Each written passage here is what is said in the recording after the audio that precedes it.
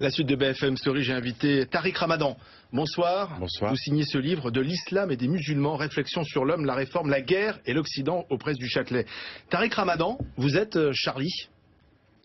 J'ai eu beaucoup à m'exprimer là-dessus et j'apporte de la nuance à ceci. J'aimerais qu'on définisse ce que l'on entend par Charlie, parce que s'il s'agit de dire que nous sommes pour la défense des droits à l'expression, la liberté d'expression, et puis dans la condamnation, ce qui a été finalement le message de ces millions de personnes qui sont descendues dans la rue, de ceux qui a traversé le monde, c'était de dire nous refusons d'avoir peur et nous refusons le meurtre et nous sommes pour la liberté d'expression et de ce point de vue-là, je n'ai aucun problème. Maintenant, s'il s'agit de dire que je soutiens l'humour de Charlie Hebdo, ce qui a été produit ces dernières années, non.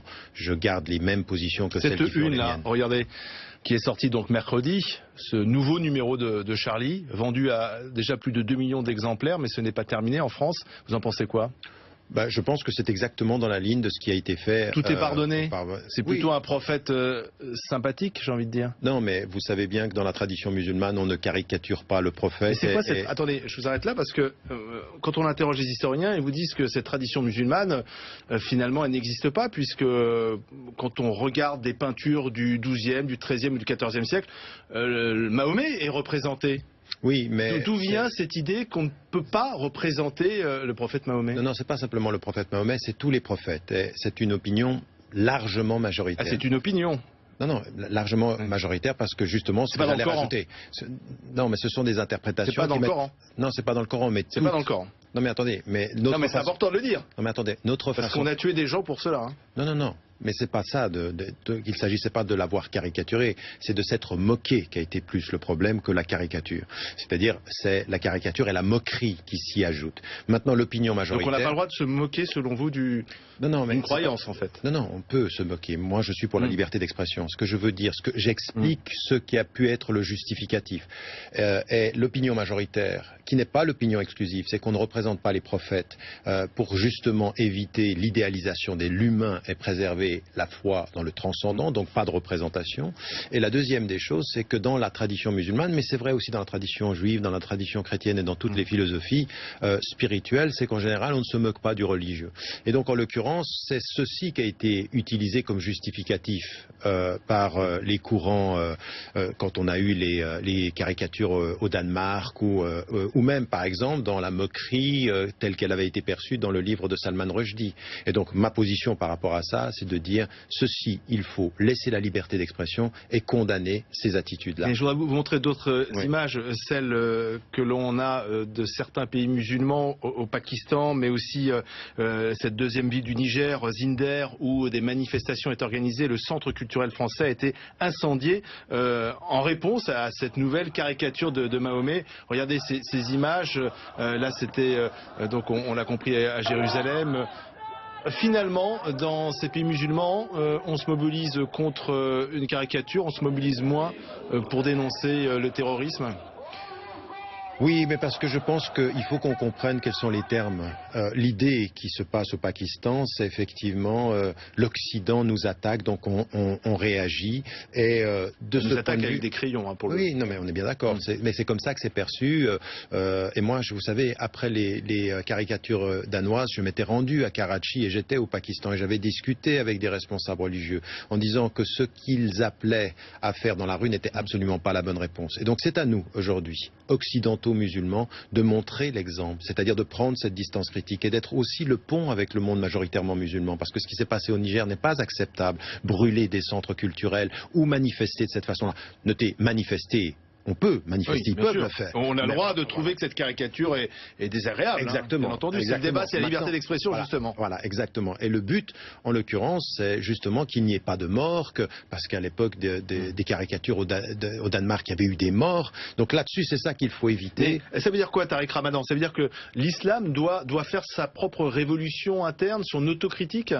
Non, c'est encore une fois, je pense... Parce qu'on a l'impression que l'islam est quand même très divisé sur l'interprétation des textes, sur bon, on ne va pas revenir sur les chiites et les sunnites qui s'affrontent en ce moment même. On a l'impression que l'islam est très divisé et que l'islamisme radical est en train, peu à peu, de s'imposer, ou en tout cas d'imposer sa terreur aux musulmans eux-mêmes, même en France. Alors justement, c'est là où il faut savoir que ce phénomène existe, mais il faut proportion gardée. C'est-à-dire que ça n'est pas majoritaire. Ce sont des l'islamisme radical n'est pas majoritaire. N'est pas majoritaire, on le sait, tous les gouvernements vous le disent. On le sait, mais c'est celui-là qui pose problème. Mais ouais, c'est celui qui fait parler de lui. Oui. C'est celui dont on parle aujourd'hui parce qu'il terrorise. Maintenant, ce qu'il faut, et ça c'est mon travail dans le temps long, c'est de faire un travail à partir de la diversité des interprétations sur les textes. Donc il ne faut pas dire comme ceci très facilement l'islam doit faire sa révolution. Ce qu'il faut faire, c'est appeler les musulmanes et les musulmans à faire un travail d'interprétation à l'intérieur, un travail de dialogue intra-communautaire, c'est important, et de voir aussi ce qui a évolué. Parce que ce qu'on ne dit pas aujourd'hui, c'est que ce qui est en train de se passer sous nos yeux aujourd'hui est en train de nous faire perdre de vue la longue évolution historique sur les 50 dernières années, avec une production en matière de pensée musulmane, en matière de réflexion légale extrêmement intéressante. Les musulmans d'Occident aujourd'hui n'ont pas de problème avec la laïcité, n'ont pas de problème avec le fait d'être des citoyens, n'ont pas de problème à se retrouver au service militaire. Il faut quand même réaliser que sur 50 ans, ces réponses-là sont venues et qu'elles ont évolué. Vous dites, Tariq Ramadan, le paradoxe, c'est que jamais les musulmans en Occident n'ont été aussi bien intégrés, notamment au mode de vie occidental. Ce que je dis, c'est que l'immense majorité silencieuse est en train de réussir en très peu de temps, historiquement, sur une séquence historique. Dans l'émigration, 2 générations, c'est pas grand-chose. Et est en train de réussir ceci. Alors, vous voyez, les Français non musulmans n'ont pas toujours ce regard. Il y a ce sondage pour IFOP qui dit 40% des Français, c'est quasiment une majorité, pas loin en tout cas, pour 40% des Français, la présence d'une communauté musulmane en France est plutôt une menace pour l'identité de notre pays. Alors, il y a 2 responsables à cela. La première, c'est la responsabilité des citoyens de confession musulmane eux-mêmes, qui doivent faire psychologiquement le contraire de ce à quoi ils sont amenés presque naturellement, à savoir il faut qu'ils soient présents. Il faut qu'ils aient une visibilité dans le discours, une visibilité dans leur profession respective, une visibilité, mais qui consiste à ne pas être en France ceux que l'on n'entend que quand on parle d'islam. On doit les entendre parler de l'éducation, du chômage, de tous ces problèmes qui nous concernent tous en France. Ça, c'est un premier élément. Le deuxième élément responsable de ça, c'est aussi la couverture journalistique. Parce que vous faites votre métier. Et votre métier, qu'est-ce que c'est? C'est de parler des événements quand les choses ne vont pas. Et à force d'avoir des éléments qui ne vont pas, eh bien on a une perception qui est négative. On sait aujourd'hui en termes de pourcentage que c'est dans les zones périurbaine que le rapport à l'islam est le plus conflictuel, c'est-à-dire et c'est là où il y a le moins de musulmans. En d'autres termes, c'est là où il y a moins de musulmans, mais plus de médias. C'est-à-dire que le seul contact avec l'islam, il est à travers les médias qu'on a le plus peur. C'est pourquoi il faut aujourd'hui que vous, en tant que journaliste, vous parliez de l'islam non pas simplement en temps de crise, mais comme participant de l'identité française avec tout l'apport et la valeur ajoutée. Ce serait bien que vous le fassiez plus. Pourquoi ces jeunes, selon vous, sont fascinés par le côté le plus obscur et fanatique et violent de l'islam ? Alors il y a plusieurs raisons. Là c'est vrai qu'il y a des causes objectives qui sont... D'abord, il y a par rapport à eux le sentiment d'une société qui ne le reconnaît pas. Donc il y a des vraies frustrations. La deuxième des choses, c'est que quand vous êtes mal, psychologiquement, souvent la réponse qui est la plus attractive, c'est la réponse manichéenne. C'est-à-dire nous sommes les bons et ils sont les mauvais. Vous savez, le point commun entre tous ceux qui ont été impliqués dans ces actes terroristes, tout statut social confondu, c'est-à-dire ceux qui avaient des doctorats comme ceux qui étaient à la marge sociale, comme ceux qui ont été impliqués dans les meurtres français, il y a un élément qui est tout à fait révélateur. C'est le moment où ils rentrent dans la religion et le moment où ils attaquent, c'est des périodes de 2 semaines, 3 semaines à 1 mois. C'est-à-dire que c'est en fait un basculement. C'est une compréhension de l'islam qui est censée de leur donner une pureté religieuse en quelques jours, en quelques semaines. Et ça, c'est un élément qui indique là qu'il y a un manque d'éducation et une recherche de salut dans l'immédiateté. C'est ça qu'il faut aujourd'hui considérer. C'est ce que dit Régis Debray, d'ailleurs. Il dit la religion sans culture religieuse, c'est dangereux. Il a parfaitement raison. Et ça veut dire qu'il faut comprendre que c'est un long processus.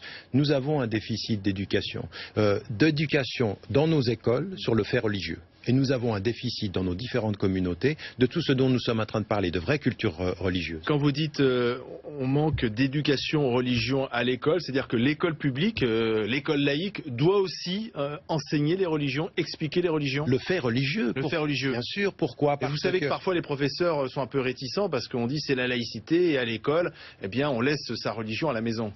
Mais ils doivent laisser leur religion à la maison. Mais ils doivent enseigner le fait religieux. Parce que on enseigne le fait culturel, on enseigne le fait artistique. Et pourquoi est-ce que c'est important? Vous savez, l'un de mes plus grands problèmes en Occident, du fait que je suis un musulman qui l'affirme, c'est souvent que j'ai affaire à des chrétiens qui ne connaissent même plus leur religion, qui ne connaissent même plus leurs références. Et il y a en psychologie quelque chose d'extrêmement simple. Plus vous êtes en doute vis-à-vis de vous-même, plus vous avez peur de quelqu'un qui vous semble s'affirmer par rapport à lui-même. Donc nous avons à enseigner le christianisme, nous avons enseigné le judaïsme, nous avons enseigné l'islam et le bouddhisme aussi, et l'hindouisme. Une culture religieuse de la diversité permet de vivre mieux la diversité au quotidien. On a un journaliste en France qui s'appelle Philippe Tesson, un journaliste très connu, qui est au cœur d'une polémique parce qu'il a dit ceci. Ce sont les musulmans qui mettent en cause la laïcité, ce sont les musulmans qui amènent, je le cite, la merde en France aujourd'hui. Ben écoutez, c'est pathétique d'entendre des choses comme ça, c'est sidérant et atterrant. Est-ce qu'il ne reflète pas ce que pensent peut-être pas mal de Français? Non, je ne pense pas. Je pense que ceci, c'est une dérive d'un intellectuel. La France, encore une fois, il y a des Français qui peuvent être attirés par le racisme, mais la France n'est pas raciste. Et la France, elle a une tradition. Aujourd'hui, nous sommes à la croisée des chemins. Nous tous, c'est-à-dire tous les Français, comme d'ailleurs tous les Européens, où nous comprenons que nous avons ce à quoi j'avais appelé il y a 15 ans, un nouveau nous. C'est-à-dire que nous comprenons que nos ennemis sont communs. Que ce discours-là, il est autant le discours ennemi de vous que du mien. C'est-à-dire qu'il parle de musulmans, mais il doit être votre ennemi, parce que c'est quelqu'un qui décrit l'autre comme celui qui amène ce qu'on a connu, le discours xénophobe. Donc en l'occurrence, moi je vais lui répondre en lui disant, écoutez, depuis tellement de temps, nous appelons à ce que la laïcité soit appliquée totalement, complètement et égalitairement dans ce pays. Que le vrai problème, c'est pas les musulmans qui contestent la laïcité, c'est qu'on leur imposerait une laïcité à géométrie variable, qu'on l'applique telle qu'elle pour tout le monde. Un exemple? Pourquoi les musulmans, on n'applique pas la laïcité pour les... C'est les lieux de culte, par exemple? Les lieux de culte, le fait que... Mais la confiance qu'on a vis-à-vis des citoyens. Je n'arrête pas de répéter qu'en France, quand vous venez avec de l'argent saoudien, vous avez beaucoup plus de facilité de construire un lieu de culte que si vous venez avec de l'argent citoyen. Il y a un manque de confiance. Mais même sur les questions de l'identité, des lieux de culte, de la formation, de l'institutionnalisation. La formation des imams, elle doit être assurée par qui? Par l'État, comme certains le préconisent, ou ce sont musulmans de régler leurs problèmes? Non, non, ce sont les musulmans qui doivent prendre en charge la formation de leurs imams, mais l'État, comme il l'a pu le faire pour le judaïsme, comme il l'a pu le faire pour le christianisme, doit accompagner un processus, tout simplement. Merci Tariq Ramadan. À suivre l'émotion, mais aussi l'engagement aux obsèques de Charles, le directeur de la rédaction de Charlie Hebdo, cérémonie à Pontoise où habitent ses parents. Des responsables politiques y assistaient, notamment Pierre Laurent, très ému, le secrétaire national du Parti communiste, qui sera mon invité ce soir. Et puis nous ferons le point sur les enquêtes à Paris et en Belgique, la lutte contre le terrorisme avec Dominique Rizet et puis l'avocat Thierry de Montbrial. À tout de suite.